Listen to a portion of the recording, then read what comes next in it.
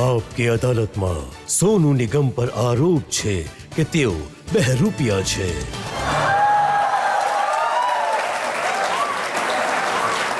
હવે સોનુ, હું અમુક છબીઓ પબ્લિકની સામે આપકી અદાલતમાં રજૂ કરવા માંગુ છું. તમે શું કરવા માંગો છો? મને ખબર છે. જેથી ખબર પડશે કે કેવા કેવા રૂપ બદલો છો તમે.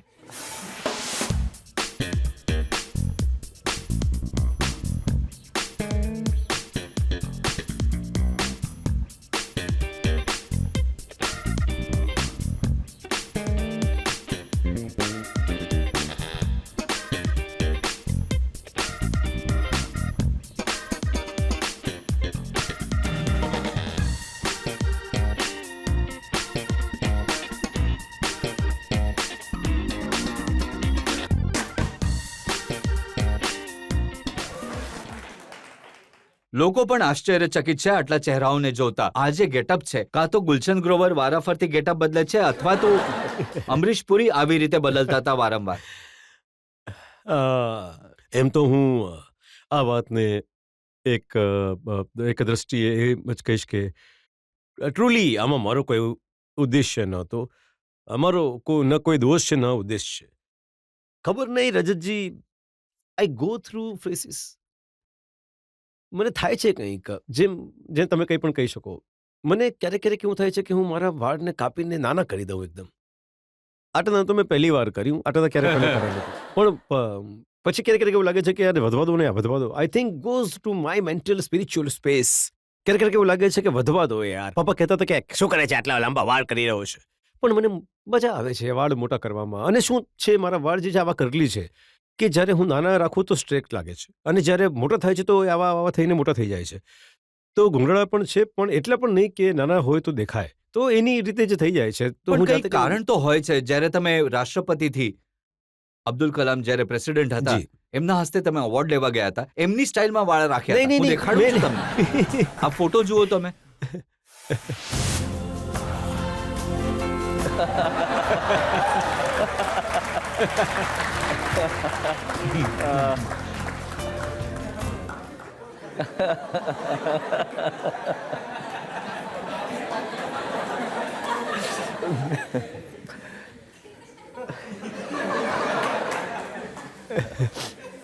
હું એક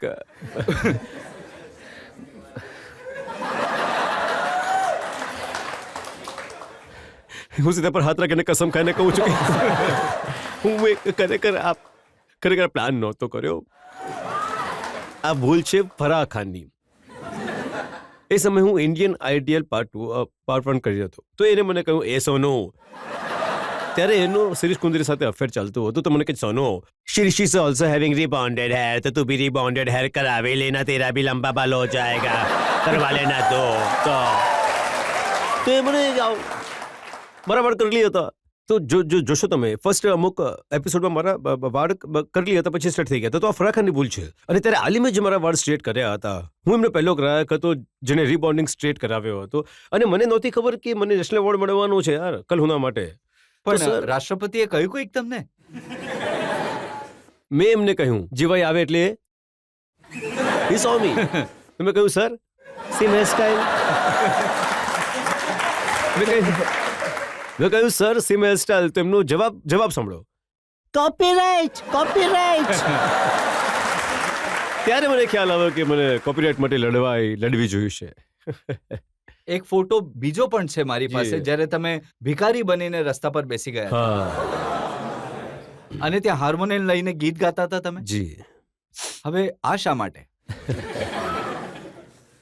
એક રીતે જોતા આ સ્પિરિચ્યુઅલ વસ્તુ હતી.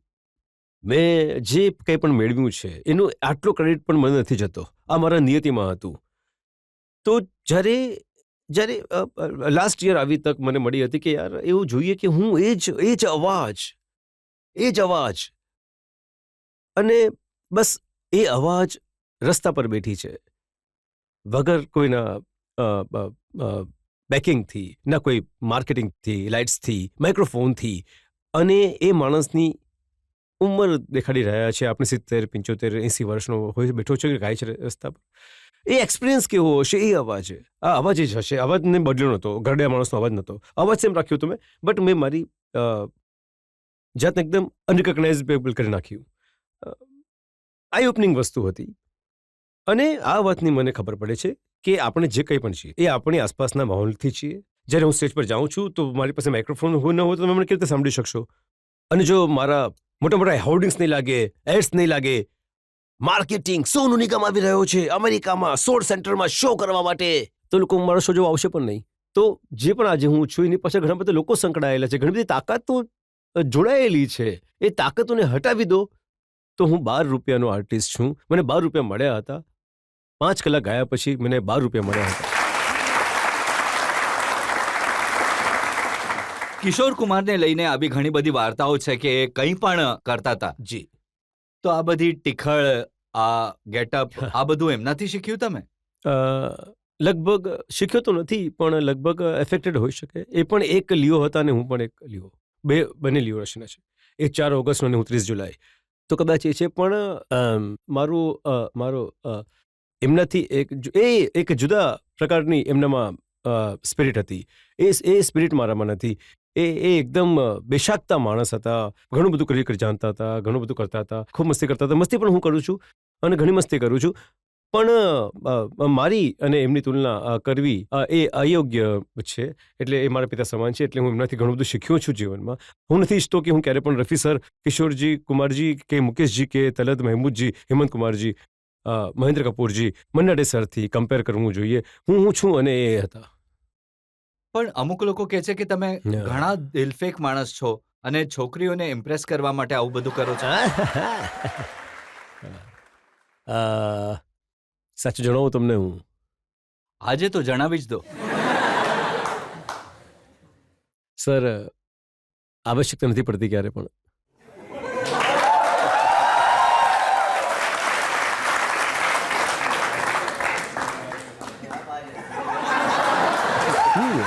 તો એ સાચું છે કે એક જમાનામાં દરેક શહેરમાં કોઈ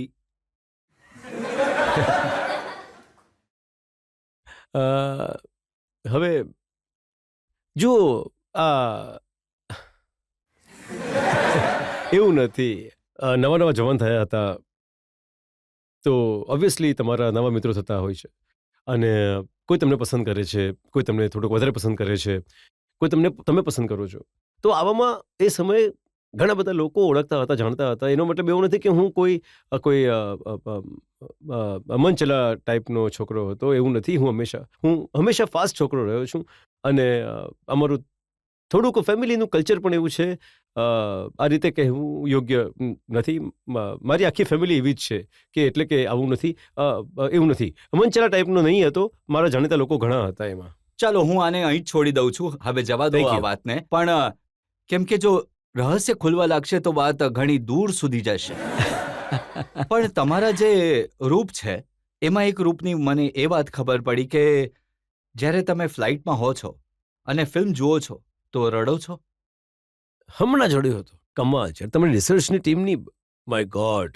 હમણાં જ મેં મૂવી જોઈ, લાઈન ધોપ ગયો હતો, એક ફાઉન્ડેશન માટે જઈ રહ્યો હતો અને મેં એ મૂવી જોઈ લાયન અને હું ધ્રુસકે રડ્યો છું. અને મને ખબર નહીં કેમ ફ્લાઇટમાં ઘણું રડવું આવે છે. ખબર નહીં કે હું કોઈ પણ ફિલ્મ જોઉં તો હું રડી પડું છું, ઘણું રડું છું. અને હદે નાક વહે છે સાફ કરું તો હું તો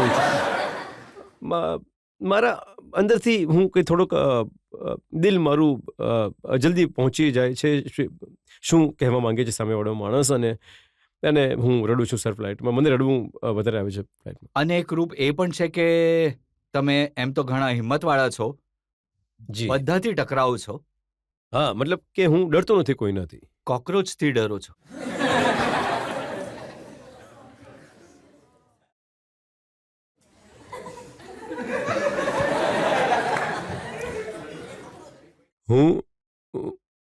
હું આ વાતનું હું કોકરોચથી એટલો ડરું છું સર, એટલે કે તમે માની નહીં શકો સર. હું દૂર અહીંયા વોલમાં કોકરોચ હશે તો હું અહીંથી બહાર જતો રહીશ.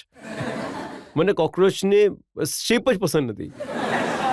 એટલે કે કંઈક ગયા જમાનામાં મને લાગે છે કે મારો સૌથી મોટો માઇન્ડ મેર હશે કે કોઈને ઓરડામાં મૂકી દેવામાં આવ્યો હશે, ત્યાં એક પણ 12-13 એવા કોકરોચ હોય તો હું મરી જઈશ એ હાર્ટ એટેકથી. મને બ્રાઉન રંગ પછી એના ઓલા મૂછો નીકળે છે આમ કરીને.